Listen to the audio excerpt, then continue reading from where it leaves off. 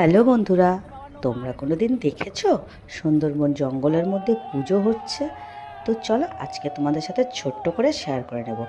আমার ছেলে আর ওর বাপি গেছিলো গ্রামের বাড়িতে। তো এই বছরে একটি দিন আমরা সবাই এক জায়গায় হই। তো আমি যেতে পারিনি যেহেতু আমার মা অসুস্থ বলে।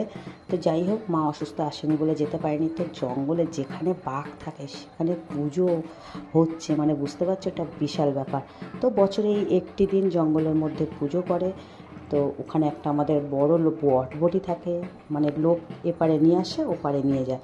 তো আমার ছেলেরাও গেছিলো। চলো তোমাদের সাথে একটু শেয়ার করে নিই, কেমন লাগছে অবশ্যই জানিও কিন্তু বন্ধুরা।